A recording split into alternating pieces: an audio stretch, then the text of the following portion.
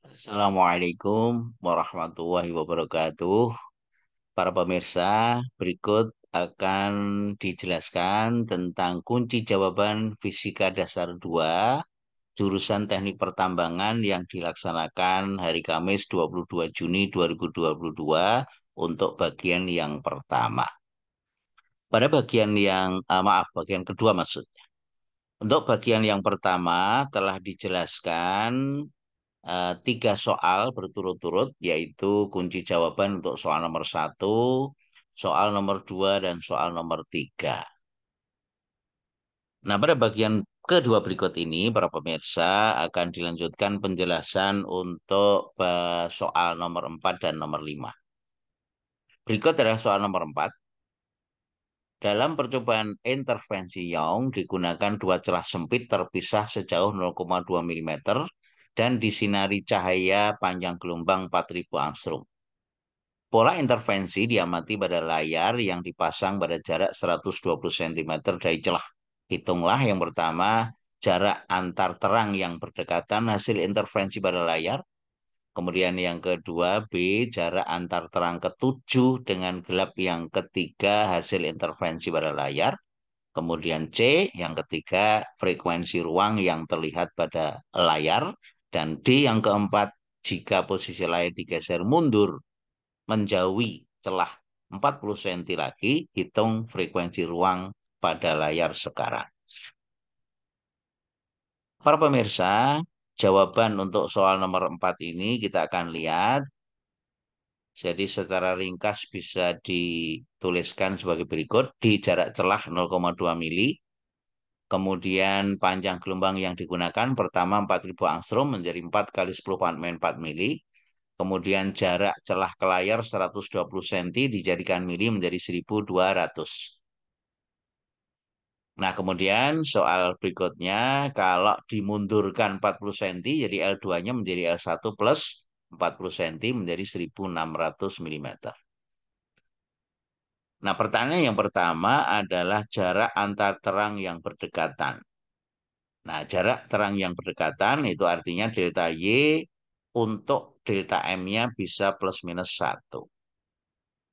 Dari persamaan intervensi Young, dy per L sama dengan M kali lambda untuk intervensi terang, maka delta Y-nya sama dengan lambda L per D. Lambdanya 4 kali 10⁴ sudah dikonversi, kemudian L-nya 1200 mili dan D-nya 0,2 mili. Maka hasilnya diperoleh 2,4 mili.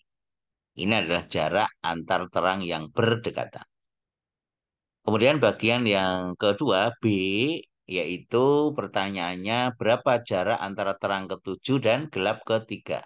Ingat dari persamaan intervensi Young, kalau terang yang ketujuh berarti M-nya sama dengan 7. Sementara untuk gelap yang ketiga mundur 1, M-nya sama dengan 2.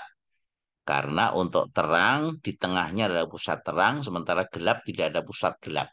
Jadi M sama dengan 0 adalah gelap ke 1. Nah, dari persamaan untuk terang yang ketujuh, maka persamaannya adalah M lambda L per D, maka Y7 atau posisi terang yang ketujuh sama dengan 7 lambda L per D. Sedangkan rumus gelapnya adalah DY per L sama dengan M plus setengah lambda. Nah, sehingga Y3-nya sama dengan M plus setengah lambda L per D. Ingat, Y3 itu M-nya sama dengan 2, jadi 2 plus setengah, 2 setengah lambda L per D. Nah, kalau ini kita kurangkan posisi Y7 dengan Y3, itu merupakan jarak terang ketujuh dengan gelap ketiga, itu sama dengan 7 dikurangi 2 setengah kali lambda L per D. Jadi sama dengan 4 setengah lambda L per D. Jadi 4 setengah kali 2,4 lambda L per D-nya sudah dihitung. Dari persamaan sebelumnya diperoleh 9,6 mm. Nah, kemudian pertanyaan yang ketiga adalah frekuensi ruang. Frekuensi ruang itu sama dengan 1 delta Y dengan delta M-nya sama dengan plus minus 1. Sehingga frekuensi tinggal dibalik persamaannya dari sini. Berarti sama dengan D per lambda kali L. D-nya 0,2. Lambda satunya 4 kali 10⁴. L satunya 1200. Itu kalau kita hitung kan ketemu 2,4 sebelumnya, jadi 1/2,4 menjadi 0,42 line per milimeter. Nah, sedangkan untuk pertanyaan D, kalau layar dimundurkan 40 cm, maka jarak celah ke layar menjadi 1.600. Sehingga frekuensi ruangnya menjadi D per lambda kali L-nya L2.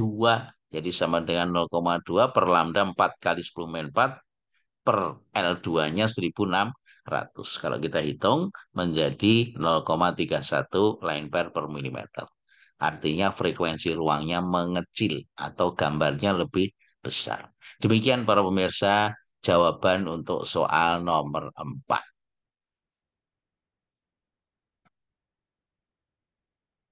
Untuk soal nomor 5, para pemirsa, soalnya adalah sebagai berikut. Dalam percobaan Newton ring digunakan sumber cahaya panjang gelombang 4.600 angstrom. Dari pengamatan mikroskop terlihat untuk terang ke-6 diameter cincinnya 3,6 mili. Hitung jari-jari lensa pelan konveks yang digunakan. Selanjutnya, jika sinar diganti dengan cahaya berpanjang gelombang 6.400 angstrom, hitung pergeseran diameter cincin terang ke-6 tersebut. Jelaskan apakah cincinnya melebar atau menyempit. Nah, untuk jawabannya, para pemirsa, kita akan lihat soal nomor 5 ini. Nah, ini jawaban nomor 5, para pemirsa. Jadi diketahui panjang gelombang 4.600 angstrom menjadi 4,6 kali 10⁻⁷ dalam mili. Kemudian untuk interferensi cincin Newton untuk terang ke-6 berarti M-nya sama dengan 5. Diameternya diketahui 3,6 mili, berarti jari-jari terang yang ke-6 sama dengan 3,6/2, yaitu 1,8 mili. Nah, pertanyaannya yang pertama adalah jari-jari kelengkungan lensa pelan konveks R besar yang digunakan. Kemudian kalau panjang gelombang lambdanya diganti lambda 26.400 angstrom, delta D-nya berapa? Perubahan diameter cincinnya berapa? Untuk terang yang ke-6 tadi. Nah, penyelesaian soal ini para pemirsa, syarat interferensi terang itu 2D sama dengan R kuadrat per R sama dengan M plus setengah lambda. Ingat ya, M plus setengah itu yang terang karena ada loncat fasa untuk interferensi cincin Newton. Maka nilai R-nya adalah R kuadrat per M plus setengah kali lambda. M-nya tadi sama dengan 5 untuk terang yang ke-6. Berarti R-nya sudah dihitung 1,8. Jadi 1,8 kuadrat per 5 plus setengah kali lambda 4,6 kali 10⁻⁴. Jadi ketemunya 1281 dalam satuan milimeter. Itu adalah jari-jari lensa pelan konveks yang digunakan. Nah, kemudian pertanyaan B, kalau sumbernya diganti lambda 2-nya menjadi 6.400 angstrom. Itu dalam mili menjadi 6,4 kali 10⁻⁴ mili. Untuk terang yang kelima, persamaannya R kuadrat per R sama dengan M plus setengah lambda. Maka R kuadratnya sama dengan R-nya dikalikan menjadi M plus setengah kali lambda kali R. Nah, R-nya ini diambil dari nilai R sebelumnya karena lensanya tidak berubah, tidak diganti, hanya sumber cahayanya saja yang diganti menjadi lambda 2. Nah, kemudian dari hasil perhitungan ini, R kuadrat kita masukkan ketemu sekian, 4,51 mm kuadrat, maka R-nya akar dari 4,51 menjadi 2,12 mm. Ini adalah jari-jarinya. Nah, sedangkan diameternya kan 2 kali jari-jari, maka D aksen sama dengan 2R aksen, 2 kali 2,12, ketemunya 4,24 mm.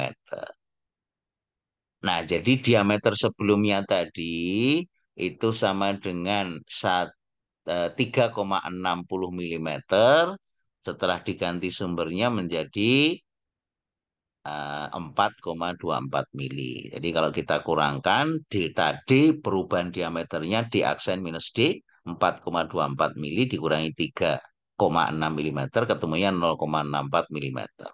Nah, karena D aksen lebih gede artinya hasil intervensinya, cincin-cincinnya akan membesar dari ukuran sebelumnya. Demikian para pemirsa penjelasan jawaban nomor 5. Mudah-mudahan bisa dipahami apa yang dijelaskan. Terima kasih atas perhatiannya. Sampai ketemu dalam bahasan yang lain. Assalamualaikum warahmatullahi wabarakatuh.